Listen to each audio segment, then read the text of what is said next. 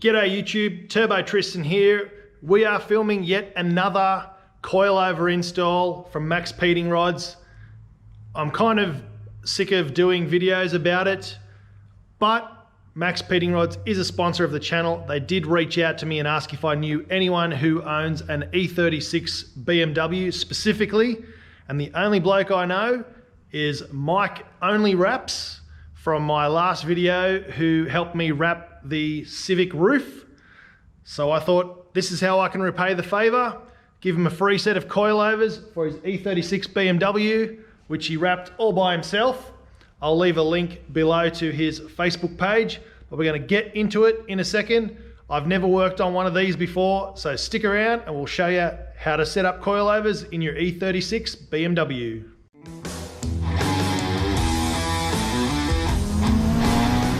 Well, we've got Mike here. He's going to unbox his own coilovers. I don't even know which color they are or what series they are, but they had a bit of a deal on them. There'll be a link in the description for the coilovers if you want some for your BMW, but I'm just going to let him unbox them and get his reaction. It's like Christmas.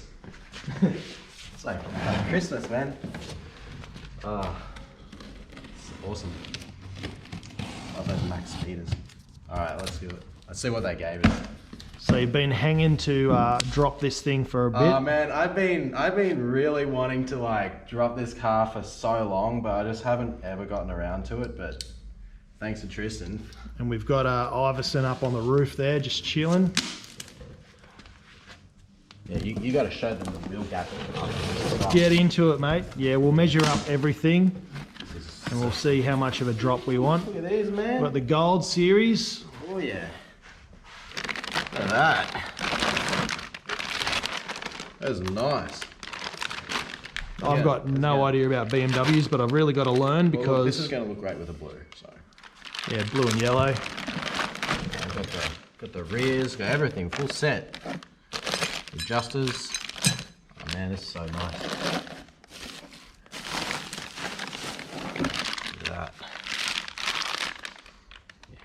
So rear coils, rear struts.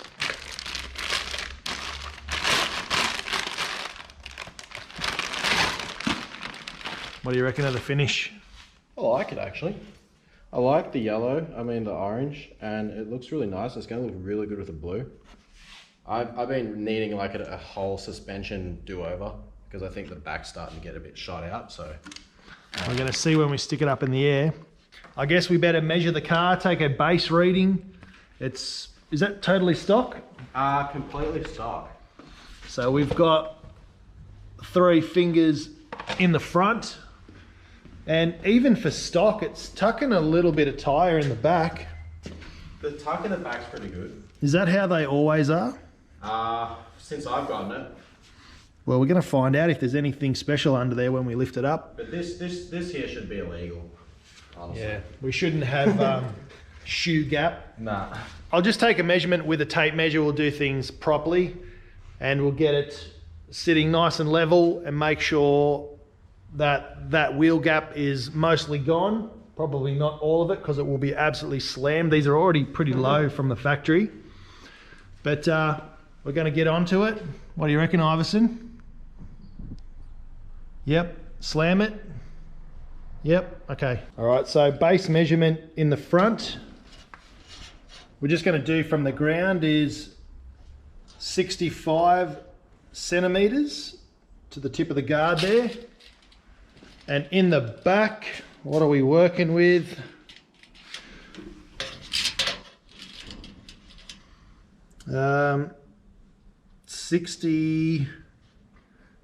Almost 61 centimeters.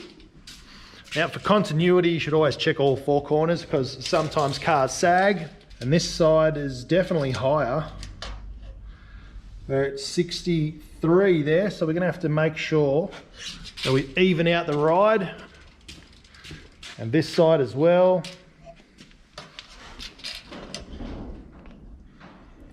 $67. So the other side I think was 65. Just double check that.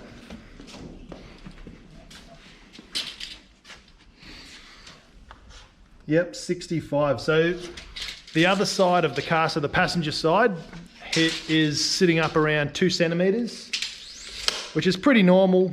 Cars, stock springs, they tend to sag, and the shocks probably sag as well. So good thing we're getting new suspension. So just before we take the wheels off and pull the suspension out, just want to point out how much droop travel, so how much the wheels extend down on this Beamer. It's quite a lot. You can see all of these bump stops and stuff are all gone. They're out of there. We've got massive amounts of droop downwards. So it tells me that the car, when it hits bumps on the road, doesn't have a lot of travel upwards to absorb the bumps. But if you were to, you know, all of a sudden the road would fall away or you'd drive over a pothole, probably be all right. But bumps up in the road probably doesn't have much travel, and they're all different heights too. You can definitely notice it. So we're doing a good thing here, changing this suspension. I'll get the rims off, we'll start to pull it out, and we'll figure out how to do this. As always, on a new car that I've never worked on before, I always like to try one side and then teach you guys how to do this yourself. The coilover is in on the driver's side. We still haven't touched the passenger side, but that's next. But really, really simple to do. Pretty similar to a Honda Civic really, or a Silvia or a Skyline. Couple of bolts at the top. In this case, there's 3. So you just undo those. And then at the bottom, there's also 3. These 2 bottom ones go into the hub and the top one goes into the top of the knuckle. We're swapping out some factory Bilsteins for some Max Peating rods. I'm sure people will have something to say about that, but these are 30 years old now, roughly 25, 30 years old. Oh, no, it'd be more than that, wouldn't it? Who knows? What year model is this? It's a 96. So 96, so we're at least 25 years old. Kilometres, bumps, these were never meant for Australian roads, although Bilstein are world leaders in suspension. But yeah, we got pretty good roads down here in Melbourne, so nice and smooth. We can afford to have a bit of a harsher ride. And you can see already how much shorter that is. So we'll do the other one now. Just those 3 bolts at the top, 3 bolts at the bottom, and then move on to the back. So the rear suspension's all fitted up now. It wasn't as easy as I first thought. Undoing all the bolts and everything's fine. Getting access to the top was fine. Popping this spring carrier down was a bit of a mission. Smashed my fingernail, so that's going to be fun and sore for the next few weeks. But everything's in. One thing that's a bit weird now, I've got the spring maxed out all the way what looks like low, but if I put any more tension or preload on the spring than this, it's sort of already fully compressed. So it's all the way out so that we've got some spring travel and adjusting it with the stroke and length of the shock body. So pretty simple to take out. 1 bolt at the bottom, 2 bolts up there in the top inside the back of the boot. Unbolt here and then fight and pop this carrier down, and then you can get the spring out. Swapping it over is pretty easy because everything's much smaller and shorter. But yeah, we're just setting up the ride height now. I've already put the car down on the ground. We were pretty close to where we want it to be. We're just going to adjust this one by a couple of millimeters and then match the other side, and we should be good to check out what it looks like.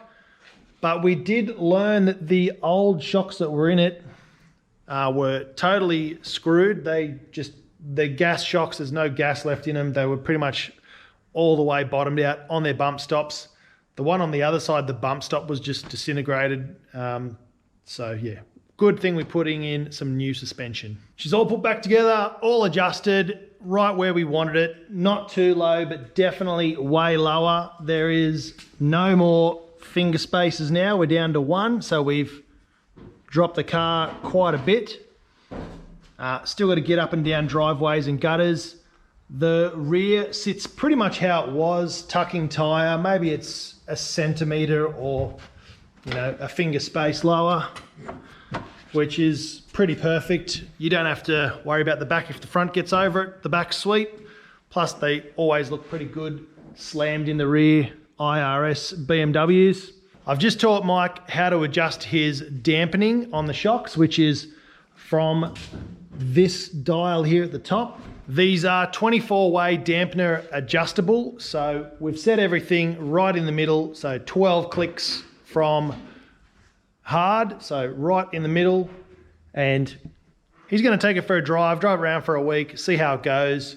We'll let the springs and everything settle and the shocks settle and measure it again later on. We'll probably do a reaction video another day after he's had time to cruise around on the car, make sure it runs and drives nice. He can get up and down his driveway and he's happy with the feel of them.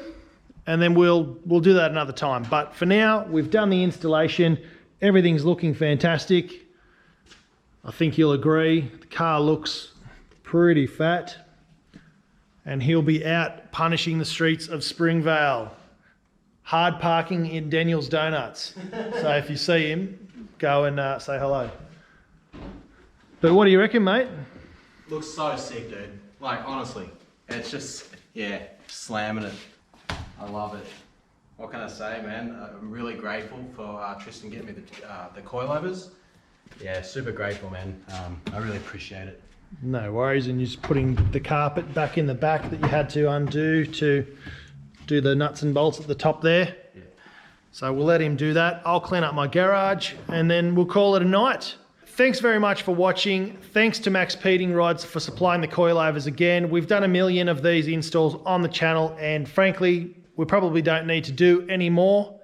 But when Max Peating Rods reach out and say, hey, have you got a friend with a certain make and model of car? If I know you and you have the certain make and model of car, guess what? You're getting free coilovers or free parts or whatever it is that they want to give away or for us to try out or anything like that on the channel.